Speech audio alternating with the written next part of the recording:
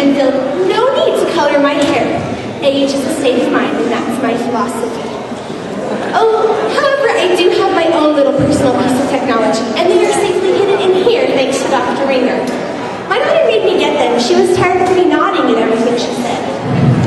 Anyways, I'm so excited to go on this trip. Oh, I am what you would call an experienced cruiser. Every year since I was 10 years old, I have gone on a trip on a ship to some faraway place. This year, I'm taking this transatlantic cruise in honor of my very first cruise. You see my father, Rupert Doyden-Hart, he was sitting over there earlier. He was a producer of Gilbert and Sullivan operettas. His father, the original producer, brought the dynamic duo together. After Grandpa's untimely death, my father took over the company. He had quite the reputation to uphold. I love showing pictures. So, would you like to see some? All right, I will show you. And if you want to see some, you can come find me later. I'd be glad to show them to you. Okay, so this is me at 10 years old. I look kind of scary, but it was the only good picture of my face. Oh, this is the ship. We're going to be on that in just a few minutes. Oh, okay. There you go. Oh, and this is the wedding. It was such a lovely story. I guess it all started with a newspaper. They were there to see off Reno Sweeney, the evangelist turned nightclub singer, and her backers, her angels.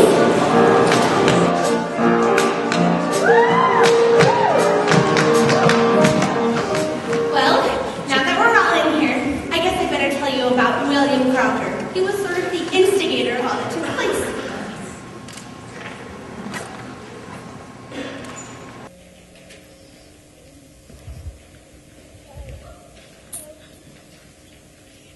Billy, baby, where have you been? Hi, Billy. I've been busy getting your new cabin ready. You now have a suite reserved for traveling royalty. Thanks a million, Billy. How I wish you were coming along. Amen.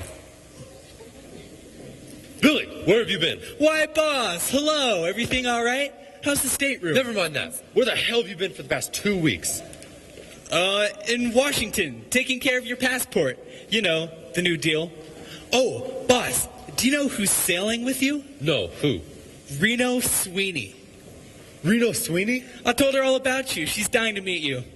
Oh, Reno, I'd like you to meet my boss, Mr. Elisha J. Whitney. Hello, sinner. Sinner? I'd like to be. Great sense of humor. And meet the angels. Purity, chastity, charity, patience, faith.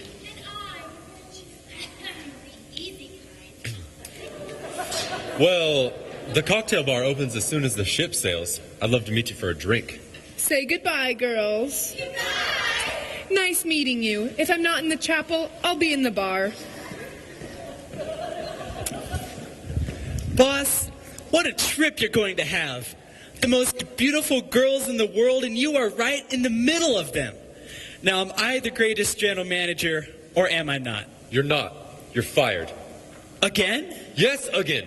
Consider those 2 weeks in Washington your notice. You are fired in the sense of being done, through, finished, terminated, washed up, kaput, absolutely done. What's that all about? That was me being fired. Great, then you're coming to London with me. Oh, you'll be great. You can sing, you can dance. Billy, you're my new master of ceremonies. Reno, I don't think so. Why not? I think you'd be marvelous. But you're the one who's got all the talent. Tell me more. You're beautiful, smart, sexy. True, true. Tell me more. I'm running out of words that can do you justice. At words poetic, I'm so pathetic that I always have found it best, instead of getting them off my chest, to let them rest unexpressed. I hate parading my serenading, as I'll probably miss a bar. But if this ditty is not so pretty, at least it'll tell you how great you are. You're the top. You're the Colosseum. You're the top. You're the Louvre Museum. You're a melody from a symphony by Strauss. You're a Bendel bonnet, a Shakespeare sonnet. You're a Mickey Mouse. You're the Nile. You're the Tower of Pisa.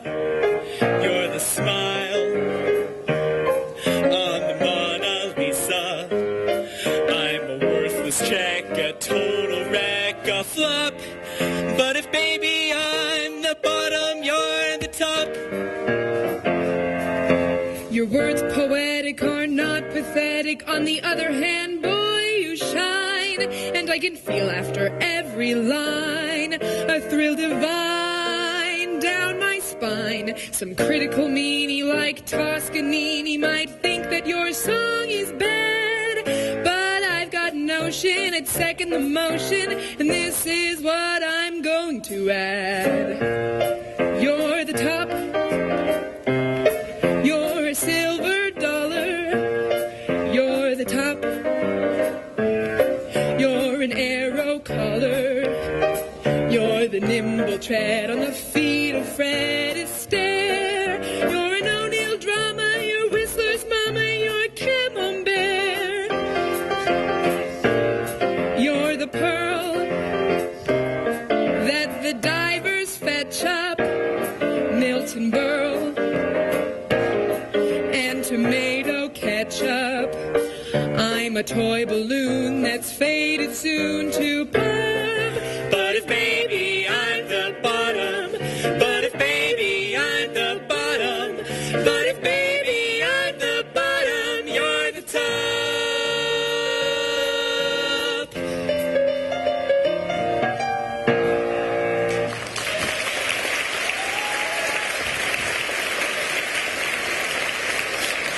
Well, Billy, are you going to join the act? No, Reno. Business before pleasure. But I thought you were just fired. That doesn't mean anything. He hires and fires me every 8 minutes. Any second he'll come back in here saying, Billy, where the devil is my passport? Billy, where the devil is my passport? Here you are, boss. I wish I were still working for you. I'd love to see the faces on those Englishmen when you clinched that amalgamation deal. Amalgamation? I forgot the papers. Billy, do you think... Don't worry, boss. I'll take care of it. You're hired. What would I do without you?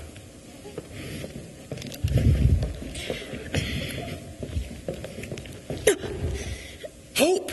Billy, are you sailing on this boat? No. Don't tell me you are. Yes, I am. Where have you been for the last 3 months? I've been going crazy trying to find you ever since that night. Billy, I have something to explain. Oh, do you? Oh, Evelyn, this is Billy Crocker. Oh, put it there, Crocker, old chap. Sir Evelyn Oakley, my fiancé. We're sailing to be married in England. Your fiancé? Yes. You're sailing to be married? Yes. Then I'm sailing too. We'll be meeting again then? Again and again and again. Billy, that was the last whistle. Reno, I'm sailing. So I see. Here's just the man I wanted to see. Can I have a word, Purser? Excuse me, there are some FBI men waiting for me on the gangplank. What's happening, Purser? A couple of gangsters, Moonface Martin and Snake Eyes Johnson, are supposed to be on board. The FBI think that they're trying to get out of the country on this ship. I believe one of them is dressed up like a preacher. A preacher? I've seen that guy. Come on, I'll show you.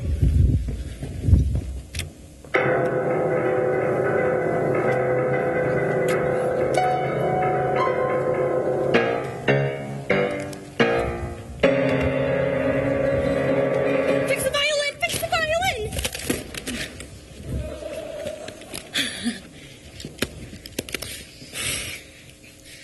I'm scared to death of this thing. Why'd you have to get me a minister's costume? You look great in that preacher suit, Mooney. I'd hardly even recognize you myself. You just keep your head and we'll make a clean getaway. You better take the violin then. Where can I hide? Get in with the group of passengers. I'll find you later. Evelyn, I am so anxious to meet your mother. Oh, that reminds me. I must send Mother wireless. Yes. Always stay in touch with your mother. She's a man's best friend. Quite. Shall we go towards the front of the ship, dear? Yes, let's. Did I ever tell you that... Father, would you mind converting someone else? What did he look like? How tall was he? There he is. Seize that man. Come on, Moonface. You're not sailing on this boat. Well, we are on our way. You're telling me. Hey, I want to thank you for what you did for me. That was a really great favor. I'm not sure what it was, Doctor, but you're certainly welcome. Hey, wait a second. Since you did me a favor, maybe I can do you one. I'm afraid not, Doctor. My problem isn't spiritual, it's financial. Well, if it's money you want, I can get you some of that. You can? Sure, the guy I'm sailing with has about 50 grand with him. Real easy going with it, too. Which is natural. You know, time was when he even used to make it himself. Mooney! Oh, Bonnie! Did you see Snake Eyes? I mean, Mr. Hill? That's what I come to tell you about. He just never showed up and left me holding this ticket. Is that a ticket? Say, this is just as good as money. If it's a ticket you want, be my guest. Thanks very much. Good of you, Reverend. My father was quite concerned with the successful production of Pirates. It was a sort of experiment, and he had almost an entirely new cast. He had quite the reputation to uphold, so rehearsals were long and frequent. They started first day at sea. We'll have to adjust for the new stage. Our audience will be much closer here. Maestro, I turn it over to you.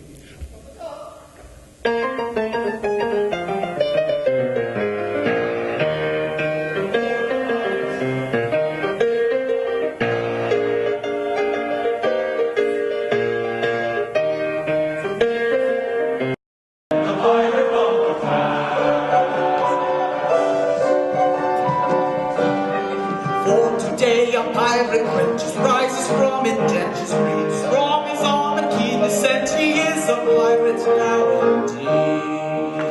Hurrah! Yes, Frederick, from today you rank as a full-blown member of our band. My friends, I thank you all from my heart for your kindly wishes. For today I am out to my indentures, and today I will need you forever. Yes, I have done my best for you. And why? It was my duty under my indentures, and I am the slave of duty. As a child I was regularly apprenticed to your band.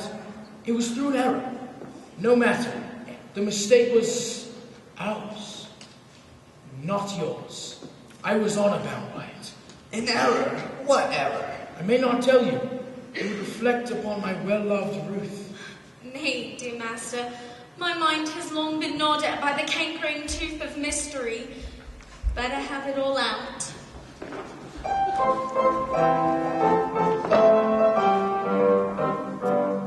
When Frederick was a little lad, he grew so brave and dead. His father thought he'd prentice him to some courtesy wedding. I was, alas, his nursery maid, and so it fell to my lot to take and bind the promising boy, apprentice to a pilot. A life not bad for a hardy lad, though surely not a pilot.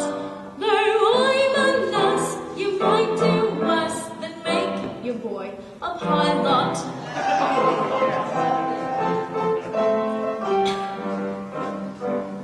I was a stupid nursery maid on breakers always steering, and I did not catch the word aright through being hard of hearing, mistaking my instructions which within my brain did gyrate. I took and bound the promising boy apprentice to a pirate. A sad mistake it was to make and doom him to a violent. I bound him to a pirate you instead of to a pilot.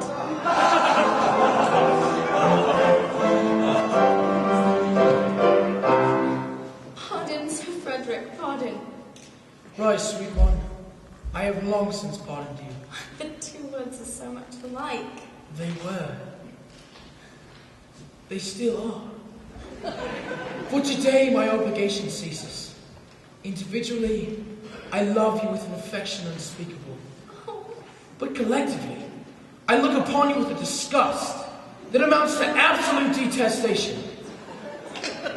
Oh, pity me, my beloved friends, for such is my sense of duty, that once out to my indentures, I shall feel myself bound to devote myself heart and soul to your extermination. Poor lad! Well, Frederick, if you conscientiously feel it is your duty to destroy us, we cannot blame you for acting upon that conviction. Always act in accordance with the dictates of your conscience, my boy, and chance the consequences. Besides, we can offer you but little temptation to remain with us. We don't seem to make pirates today. I'm sure I don't know why, but we don't. I know why. For instance, you make a point of never attacking a weaker party than yourselves. And when you do attack a stronger one, you invariably get thrashed. Oh, there is some truth in that. Then again, you make a point of them molesting an orphan. Well, of course. We are orphans ourselves, and we know what it is. And what of your own Ruth, your beloved Ruth, who has won her middle-aged way into your boyish heart? What is to become of her? Oh, he will take you with him. Well, it is the top of the tide, and we must be off. Farewell, Frederick. When your process of extermination begins, let our deaths be as swift and painless as you can conveniently make them. I will. By the love I have for you, I swear it. Would that you could render this extermination unnecessary by accompanying me back to civilization. No, Frederick, it cannot be. I don't think much of our profession, but contrasted with respectability, it is competitively honest. No, Frederick, I shall live and die a pirate king. Oh, better far to live and die under the brave black flag of fly than play a sanctimonious song with a pirate's head and a pirate's heart. Away to the cheating world go you, where pirates all are well to do, but I'll be true to the song I sing and live and die.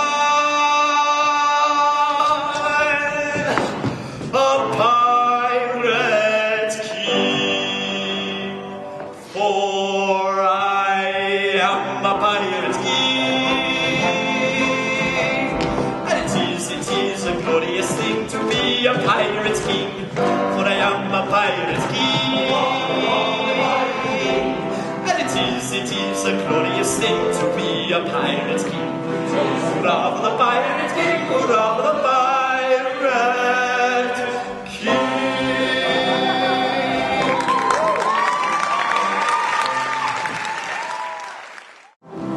I needed some fresh air. A little girl of 10 can only handle so much sitting. I went to the rail and saw Mr. Crocker and Miss Harcourt. Then I went and I watched the waves go by. The moon was so bright that night. Hello there. I hope I'm not interrupting anything. Look, Billy, we met one night, one single night, at a party. We danced, we had a little too much wine. We took a little spin around the park. Whoa, kid. A little spin? What's all this nonsense about a fiancé? It isn't nonsense, Billy. Sir Evelyn and I have been engaged for a very long time. It's getting late, Billy. I'd better call it a night. No, not yet. Please. Just 5 minutes. Just a quick spin around the deck. I remember what happened the last time we took a quick spin. Pope, here we are, on the deck of a ship, in the moonlight. Doesn't that mean anything to you? I feel a sudden urge to sing the kind of ditty that invokes the spring. So control your desire to curse while I crucify the verse. This verse I've started seems to me the tin antithesis of melody. So to spare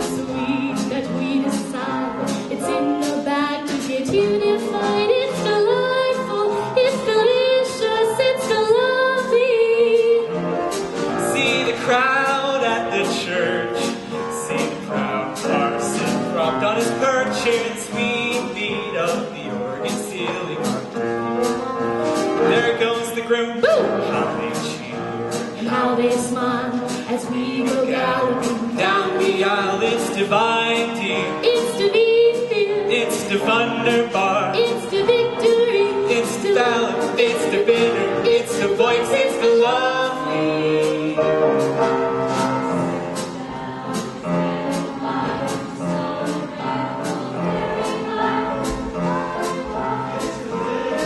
It's the lovely.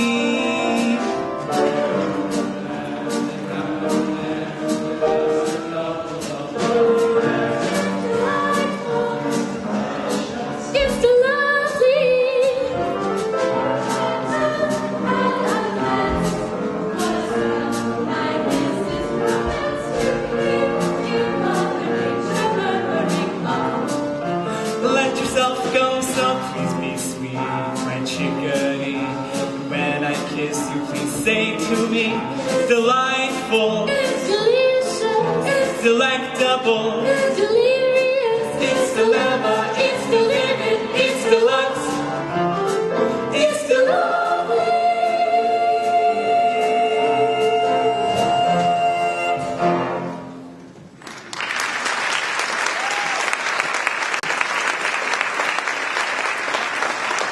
Quick overcast. I need my Frederick and all Stanley sisters on stage now for the beat scene.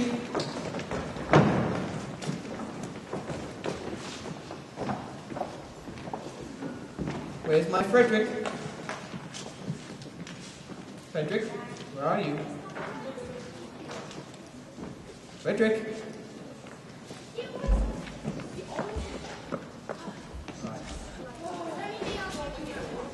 No, we need Frederick. Frederick's a solid play. Here, just set up. All right, now Stanley sisters, I need you over here. No. What were you doing? Frederick, I need you here. Edith and Stanley sisters, good job, right there. Now, Frederick, you've just been released from your indentures to the pirates. Ruth appealed to you for your hand in marriage on the false assumption that she was a fine, attractive woman. Now, this is the first time you've seen a young, beautiful maiden, so you're a little unsure how to behave. I need you to tease everything you can muster to. Who are these beautiful maidens? Let's take it right there. From Edith's line to Frederick. Maestro! But who are you, so speak? I am a pirate. A pirate! Ladies, do not shun me. This evening I renounce my vow profession, and to that end, O pure and peerless maidens, O blushing buds of ever-blooming beauty, I saw it hot, implore your kind assistance. How pitiful his tale, how rare his beauty. How pitiful his tale, how rare his beauty.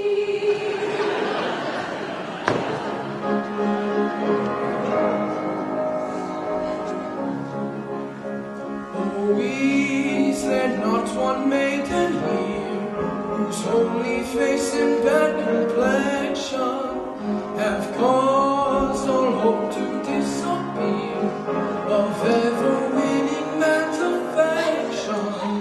To such a one, if such there be, I swear by heaven's arch above you, if you will cast your eyes on me, however plain you be, I love you. However plain you be, if you will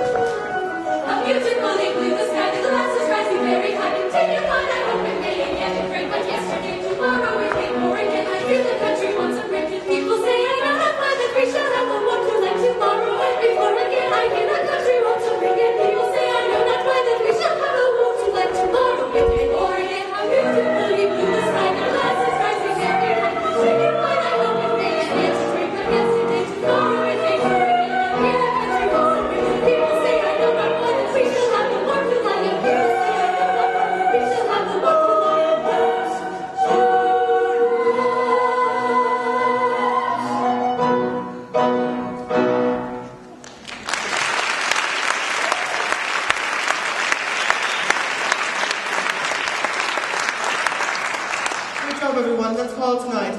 Water! Water! Did I ever tell you guys that cabins were much less comfortable on the American than they are on this ship? I didn't really notice back then because I wasn't able to stay in one place for very long. And when I was in our cabin, I was asleep. We were lucky enough to have a first-class cabin on the A deck. Coincidentally, we were placed in between Mr. Crocker and Mr. Martin's cabin. I remember one morning waking up to William singing love songs down the hallway. Let's fall in love, why shouldn't we fall in love? Ah, what a night! What a dawn! What a sunrise! Listen, doctor, you've got to help me with something. Doc, I need to change clothes. They're beginning to stare at me up on deck. Suit, shirts, shoes, ties. Oh, hold it. One thing at a time. Shoes.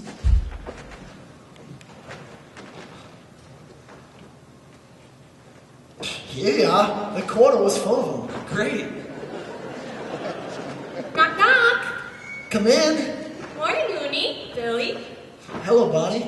Hiya, Bonnie. Excuse me, Doc, I've got to see a man about a new suit. So, Bonnie, did you have a good night?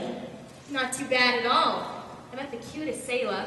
I feel safer out here on the ocean if I got a sailor handy. Who is it? The purser. Oh, come in. Sorry to disturb you, Doctor, but does James Hill occupy this cabin? Not very often. Is anything wrong? I think I have to warn you, Doctor. He's not James Hill. He's Snake Eyes Johnson, public enemy #1. You're kidding. No. We arrested one of his Confederates just before we set sail. If he returns, come up and tell me. Gee, what if they grab Billy for Snake Eyes? You'd have to take the rap. We can't let that happen. I kind of like the guy. Oh, Moonface, you're so softy. Here I am. Oh, good you here, mister. Listen, we're in a hell of a jam. I'm not really a clergyman. I'm Moonface Martin, a crook, wanted in America. What do they want with another crook in America? You don't realize who he is.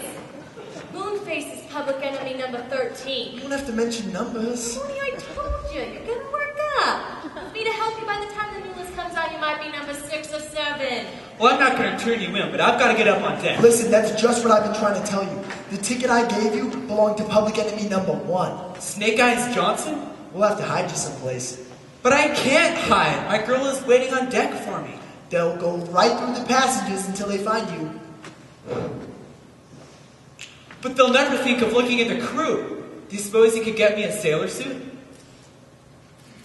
Sure, I can get you a sailor suit. He's still asleep.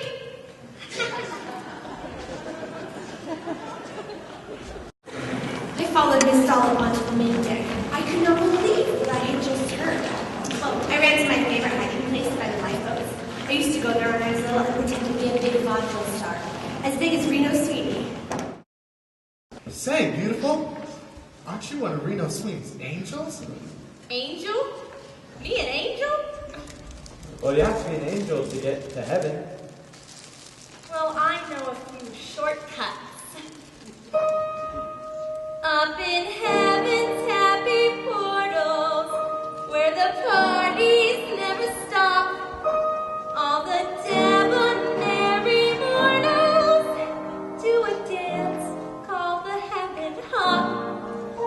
In that big celestial center, it's the only dance they do.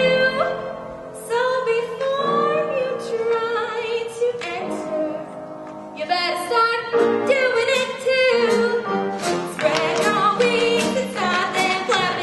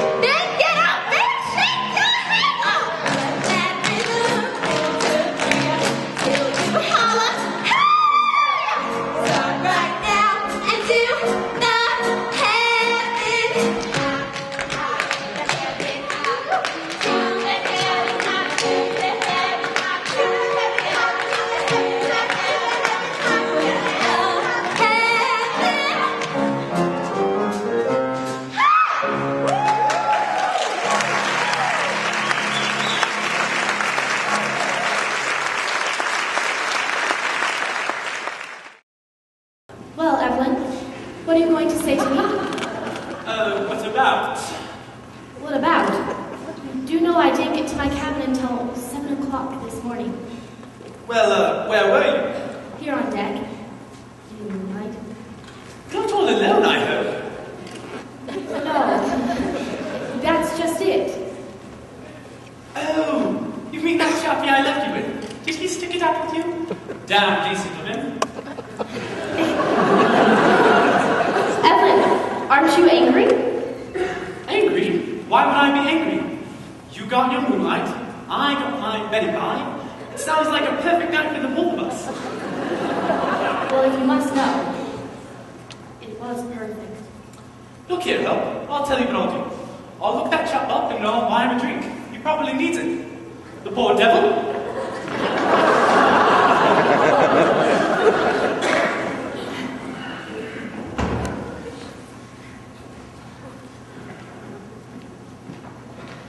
How are you, kid? Sailor, come back here! How dare you! What on earth are you doing in those clothes? I've joined the Navy. To see the world, I suppose. No, to see you. You didn't have any difficulty last night. And tonight's going to be even easier. I found places on this boat even the captain doesn't know about. I've got a lot of things to say to you. For instance? Well, I love you. Did I mention that last night? I think the subject might have come up. And I'm going to marry you. Did I say anything about that? Yes. But let me remind you, I'm still happily engaged. Sailor, what are you doing here? Follow me. Aye, aye, sir.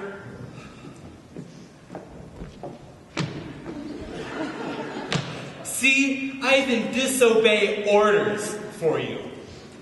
I'll see you later, Billy. Oh, it's you. Well, you're the lousiest looking sailor I ever saw. Hiya, Moonface. Hi, Reno. Reno, I'm in it thick. The ship's officers are looking for me because they think I'm Snake Eyes Johnson. Snake Eyes Johnson? Yeah, he didn't make the boat, so Doc here gave me his ticket.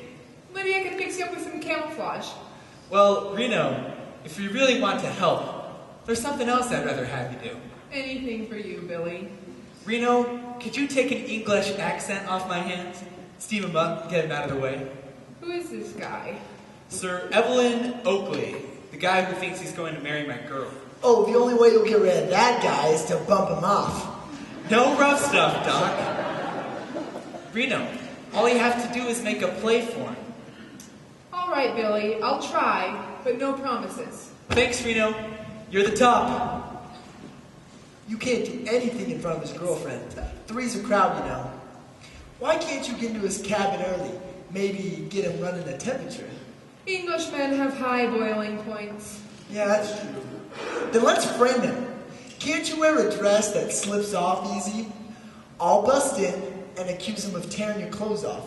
Then I'll blackmail him into breaking off the engagement. My family is terribly tired of hearing it. Well, that's beside the point, and I'm sure most of you have never read it anyways. Again, off track. Well, in this book, Miss Sweeney described the first intimate meeting of she and Sir Oakley. It was anything but romantic. The gentleman, that's what she called him, was waiting for his morning tea. Oh, come on in. Just put it down there on the bed. I hope it's good and hot. You know, I really wanted it before I started to dress. Say, am I early or late? Oh, hello there. I thought it was the steward of my tea, but I am delighted it's you. We've oodles of time before dinner, and, well, I did so want to have a chat with you. Well, I'm glad you feel that way about it, because I feel that way about you. What way? That way. You know, I love the expressions you Americans use. I'm making a collection of them. Just one moment.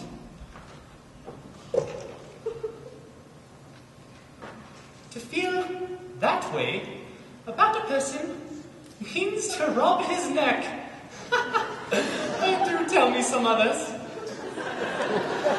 The book was full of funny idioms that Evelyn didn't understand. She named each chapter after one of their misunderstandings. You don't understand. I mean, you send me. I send things to you. Oh, Evie, you know what I mean. One look at you and I get hot pants. Oh, do you really? Would a bit of ice do any good? Evie, that means I like you. It means you like me hot pants. Oh, how perfectly devastating. Most racy language, the American. Hot pants. I don't think I'm getting through. Look, you're a man, I'm a woman. Man, woman, you, me. Quite, but what does that have to do with us? A hell of a lot. Evie, you excite me. Oh, I excite you. How perfectly marvelous. Aha! What's going on here? So this is what I find? You beast, you despoiler of innocent girlhood. Look at this poor child. Her clothes torn off in your fiendish attack, standing there in her nakedness. Something's wrong here. There's nothing wrong here. No, Ruderies. Everything is well on the up and up. Wait 1 second, I'll be right back. What's going on here, you beast? You stand there in your nakedness, your clothes torn off, in an innocent attack on this poor child? Hey, wait a minute. No, stand back. I'll not permit this British lion to twist American womanhood by the tail.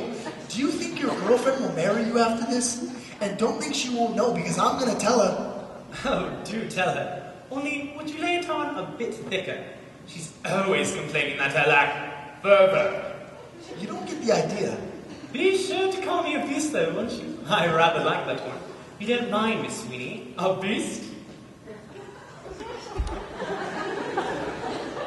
Can't you just imagine? It was quite a scandal. Well, it really was nothing. Oh my, I just realized the most amazing thing. Isn't it weird how one man can bring so many others back to mind? If Mr. Moonface Martin had been Rita's father, then the situation played in Sir Oakley's cabin would have been much like a scene from Pirates. You know, the one where the Major General discovers his daughters are being abducted by pirates. His is my favorite song in the opera when I was young.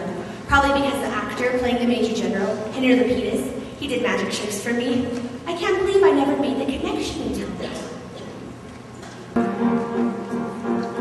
I am the very model of a model major general. I'm information, vegetable, animal, and mineral. I know the King of England and I quote the fight historical from Rome to Waterloo and all again. You're all I do.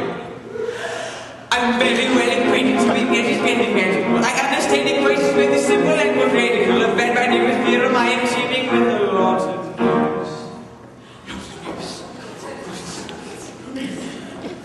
God, it's with energy and face with the weight of the head cosmos.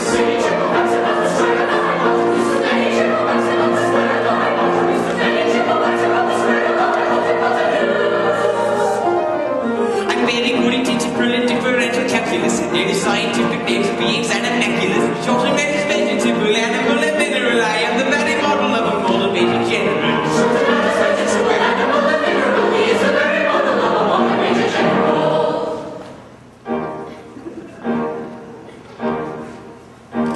In fact, we know what is meant by Babylon in revenue.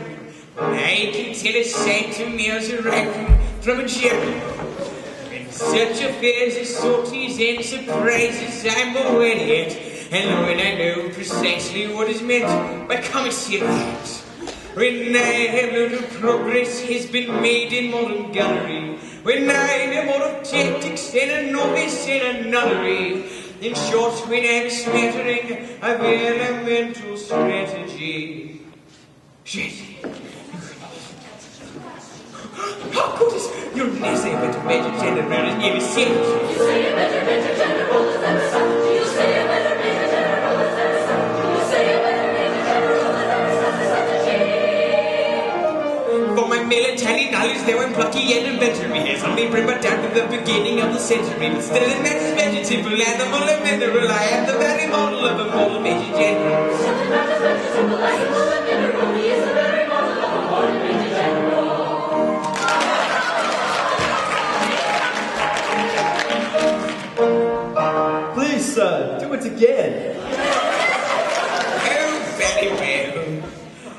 small maestro. Presto agiato, s'il vous plaît.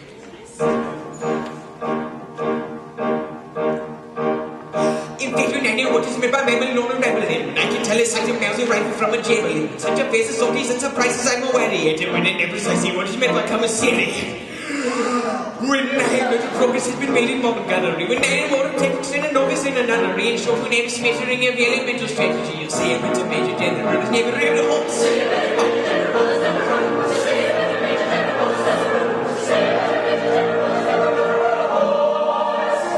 From a military knowledge, though I'm plucky and adventuring, is only bring me down to the beginning of the century, but still a mass vegetable, animal, and mineral. I am the very model of a modern major general.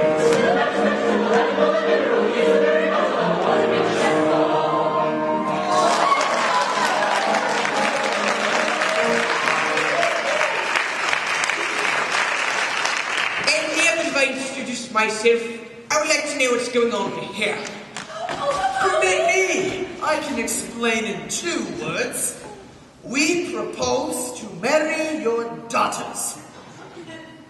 Against our wills, Papa! Against our wills! They're pirates, Papa! The famous pirates of Penzance. The pirates of Penzance? I've often heard of them. An idea. And do you mean to say that you would deliberately rob me of these, the sole remaining props of my old age, and leave me to go through the remainder of my life unfriended, unprotected, and alone? Well, yes, that's the idea. Tell me, have you ever known what it is to be an orphan? Here we are again. I ask you, have you ever known what it is to be an orphan? Orphan? Yes, orphan. Have you ever known what it is to be one? I say orphan. I don't think we quite understand. I ask you, have you ever known what it is to be an orphan? And you say, orphan. As I understand you're merely repeating the word orphan to show you understand me. I didn't repeat the word orphan. And pardon me, but you did indeed. I only repeated it once. True, but you repeated it. But not often. Stop! I think I see where we're getting confused. When you say orphan, do you mean often a person who's lost his parents, or often, frequently?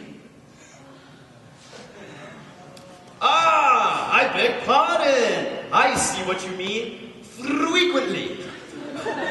So you said often, frequently? No, only once. Exactly. You said often, frequently, only once.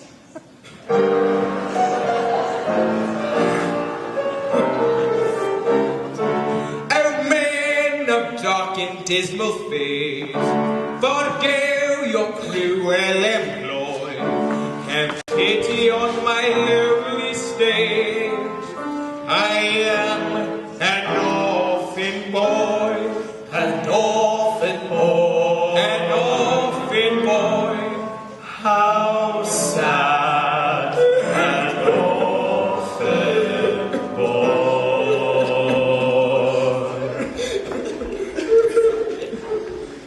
You may go, for you're at liberty and our pirate rules protect you. And as full-blown members of our band, we elect you. I got way off that time. Just what I needed. Anyways, I was on deck. Oh, I've never been so humiliated in my whole life. Hey, what happened? They took me to this cabin, and they showed me how to put little boats in bottles. Oh, you can't trust me in these things.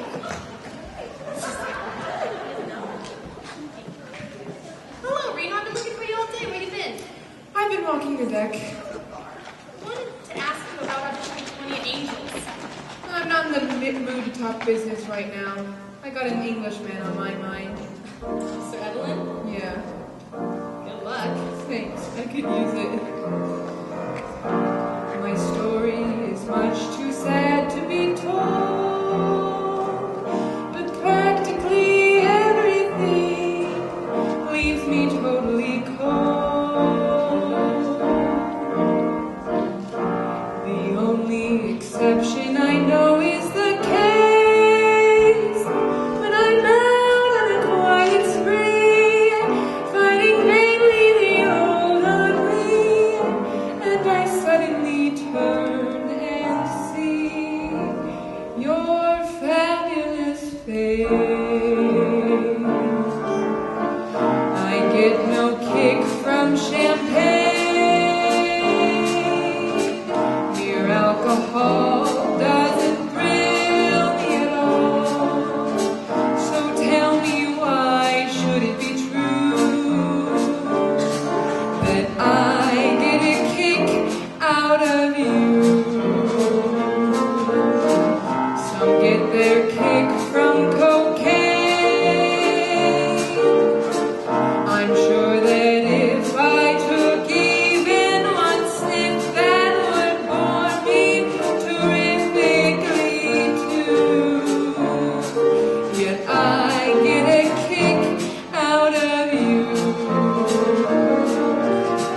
I get a kick every time I see you standing there before me.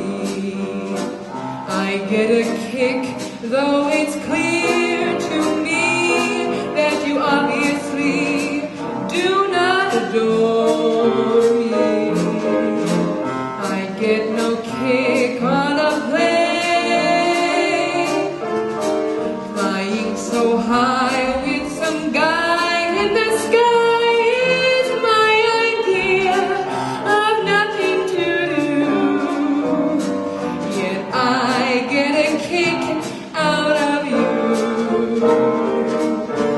I get a kick out of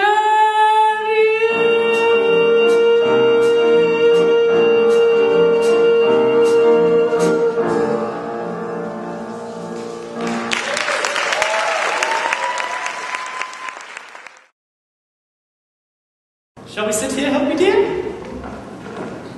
Let's tuck you into your trouble. I need a blanket. You'd better let him tuck you in, my dear. It's very, very chilly out here. There has been a sudden change in the temperature. Haven't you noticed? I say, haven't you noticed? Yes, quite. Oh, hello. What's your name? The name is Oakley. Well, how do you do? I'm Mrs. George Bernard Shaw. Dear, I say, are you ill? No. My dear, your hands are as cold as ice. I think we must be getting near an iceberg. I'm really terribly worried. I don't like ice. I slipped and fell last year, you know, right on my back porch. Really? You must be English. Quite. You see, that's how I knew you were English. You said quite instead of saying yes, like any normal person. I love the way you talk. Go on, talk some more. Why don't you go somewhere and talk? Mrs. Shaw, do you mind? I think my fiancé needs a little rest. Oh, your fiancé? You don't mean to tell me you're going to marry this dear child? Well, I must kiss the bride. I certainly must kiss the bride. Whoa! You're an imposter! You're an imposter! You're Snake Eyes Johnson! You're public enemy number 1! You're under arrest! Don't move or I'll shoot! That was terrifying. Seize that man! No! He is obviously an accomplice of Snake Eyes Johnson. Snake Eyes Johnson? I've always wanted to meet a real tournament. Skipper, there's something wrong here. The something is you. Can't you see? Mr. Johnson's a popular character. We have a celebrity aboard. Welcome to the ship. But I suggest we all go to the bar and drink to Mr. Johnson's health.